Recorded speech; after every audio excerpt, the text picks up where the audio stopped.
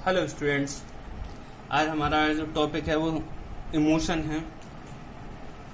छात्र, ये टॉपिक लेने का मेरा एक मुख्य कारण है, ये टॉपिक हमारी फिलॉसफी का एक ऐसा टॉपिक है जो बहुत अनटच रहता है फिलॉसफी में, परंतु ये जो टॉपिक है वो फिलॉसफी की जगह साइकोलॉजी में ज्यादा महत्वपूर्ण रखता है। इसे हम छूते हैं, मतलब एक स्तर तक छूते हैं। फिर भी इसका बहुत ज्यादा मेरे हिसाब से आज इसकी जानना बहुत ही अति आवश्यक है कि क्यों जरूरी है संवेग को जानना। संवेग को शुरू करने से पहले मैं आपको बता दूं इमोशन क्या है। एक एजुकेशन के बहुत बड़े शिक्षा शास्त्री हैं, उन्होंने लिखा है emotion colour our life. Emotion जो है मतलब थॉट्स नाम के ये हैं, वो है इमोशन कलर है आवर लाइफ। जो संवेग हैं वो हमारी जिंदगी के कलर हैं, रंग हैं। क्लियर? तो यहीं से शुरू करते हैं कि ये जानना जरूरी क्या है। मैं दो वर्ड बोलता हूं, आप लोगों ने IQ, बुद्धि लब्धि, और दूसरा वर्ड होता है हमारा इमोशन। आज इसी वजह से इस टॉपिक पर बात हो रही है। बुद्धि लब्धि के मतलब हमारी IQ, बच्चे की योग्यता किसमें नापते हैं? हम कहते हैं कि बच्चा इंटेलिजेंट है, जिसका IQ ज्यादा होगा वही तो इंटेलिजेंट होगा, और यही चीज है।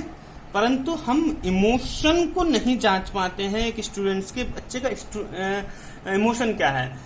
ये आज के समय में एक इतना इम्पोर्टेंट टॉपिक बन चुका है कि इसे डिस्कस करना पीपल टीचर्स आपके लिए तो बहुत ही अति आवश्यक है। कि आप लोग जानते हैं कि अभी अभी एक दुखद घटना हुई थी 1-2 दिन पहले कि एक सफल एक्ट्रेस ने अपनी आत्महत्या कर ली। उसकी IQ लेवल पता है था? उसने इंजीनियरिंग में पूरे भारत में 7वीं रैंक लाया था, 7th रैंक थी उसकी इंजीनियरिंग में। यानी कि उसका IQ लेवल बढ़िया था, उसका पोटेंशियल इतना बढ़िया था। शायद 2013 में उसने अपनी जिंदगी मतलब फिल्मी कैरियर की शुरुआत की, और 2020 तक बहुत सारी सफल फिल्में दी। और उसको अपने संवेगों पर कंट्रोल ना होने के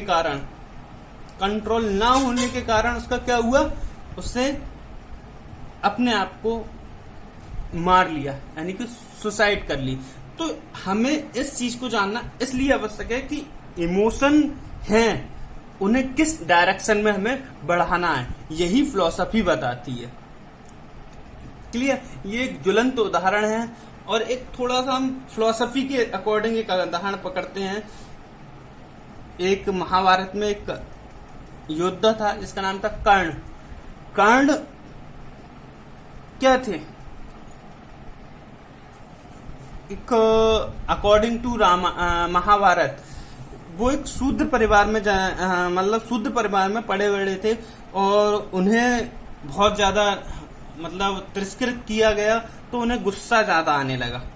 जब उनकी अपनी शिक्षा ग्रहण करी और वो अपने गुरु के पास पहुंचे, परशुराम के पास पहुंचे, तो उन्होंने उनकी गुस्से को, मतलब इमोशन कौन से होते हैं, इमोशन क्या है?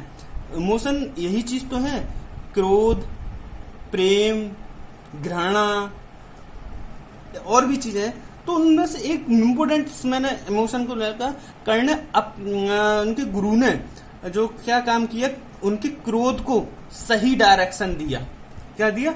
एक उचित डायरेक्शन दिया, जिसके माध्यम से वो क्या हो गए, एक महान योद्धा की श्रेणी में आ गए।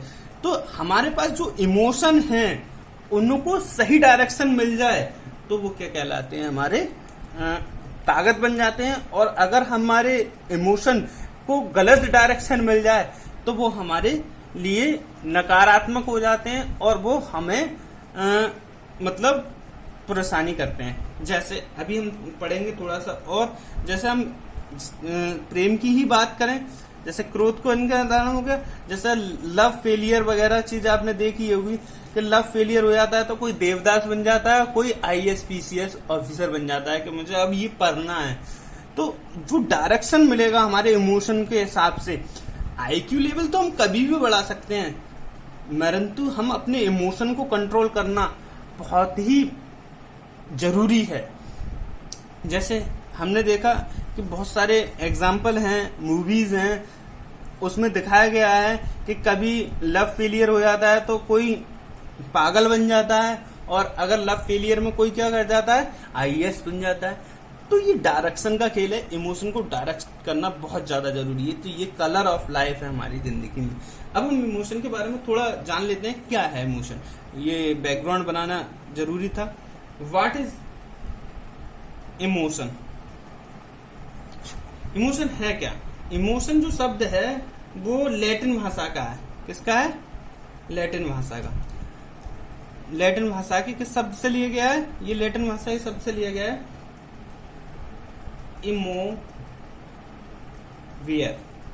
इमोवियर से लिया गया है, जिसका मतलब होता है, जो मीन क्या होता है, इसका मीन क्या होता है?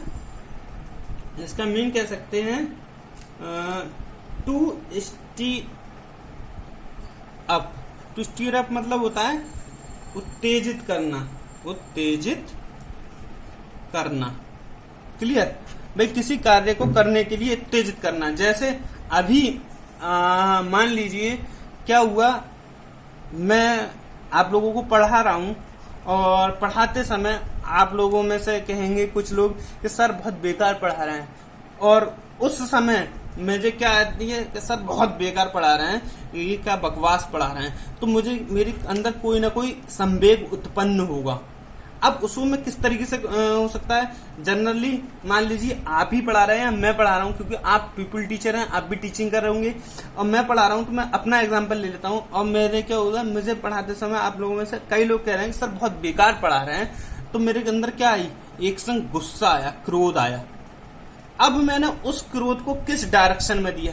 मैंने अपने आप को शांत किया या मैंने आप पर रिएक्ट किया? ये सबसे इम्पोर्टेंट होता है हमें कंट्रोल में या फिलॉसफी में। तो हमें अपने फिलॉसफी के अंडर इस संवेग को कंट्रोल करना होता है। क्लियर? दो मुख्य बातें हैं, वो बहुत ज्यादा तरीके से समझ लेते हैं। जो वॉटसन थे, वो वॉटसन एक शिक्षा शास्त्री हैं। वॉटसन कहते हैं कि जो इमोशन होते हैं वो जन्मजात होते हैं। किसमें होते हैं? जन्मजात होते हैं। परंतु और जो शिक्षा शास्त्री हैं वो कहते हैं कि बच्चे जब बड़ा होता है उसके हिसाब से इमोशन जागते हैं। क्लियर? तो जन्मजात होते हैं। अन्य अर्थशास्त्री बताते हैं जन्मजात नहीं होते हैं। क्लियर?